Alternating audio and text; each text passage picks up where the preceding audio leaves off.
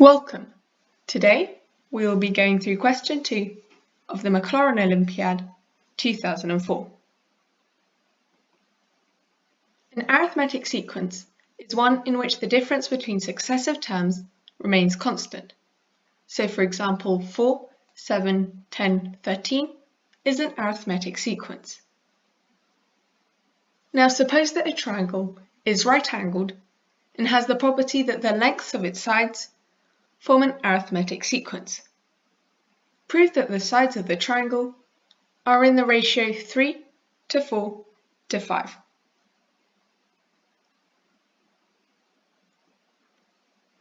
Please pause the video here and have a think about the problem on your own before proceeding to the hints and solutions.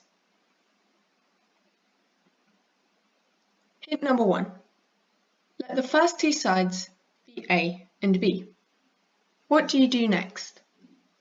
What's the length of the third side?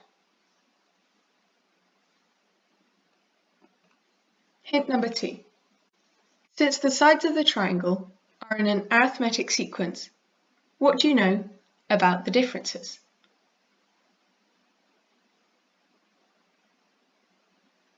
Hint number 3. So, the triangle had sides of length A, B, and using Pythagoras, the square root of a squared plus b squared. Now, because the sides are in an arithmetic sequence, their differences remain the same, and so b minus a is equal to the square root of a squared plus b squared minus b. Now you need to rewrite all the sides in terms of one letter. What's the easiest way of doing this? Noting that you'll probably need to get rid of the square root.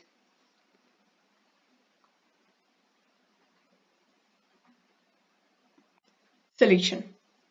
Let the first two sides of the triangle have lengths A and B. Then using Pythagoras, the third side has length square root of a squared plus b squared. Now since the side lengths are in an arithmetic sequence, b minus a is equal to the square root of a squared plus b squared minus b. We add b to both sides to get 2b minus a equals the square root of a squared plus b squared, and we square both sides to get rid of the root to get 4b squared minus 4ab plus a squared is equal to a squared plus b squared. This simplifies to 3b squared minus 4ab equals 0.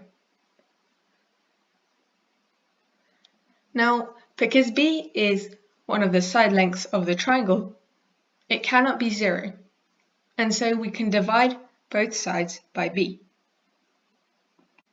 This gives 3b minus 4a equals 0, or 3b equals 4a. Substituting this, we find the third side to be 5a divided by 3. We then get all three sides in terms of a to be a, 4a divided by 3, and 5a divided by 3. Then we find the ratio to be 3a to 4a to 5a, or 3 to 4 to 5 is required.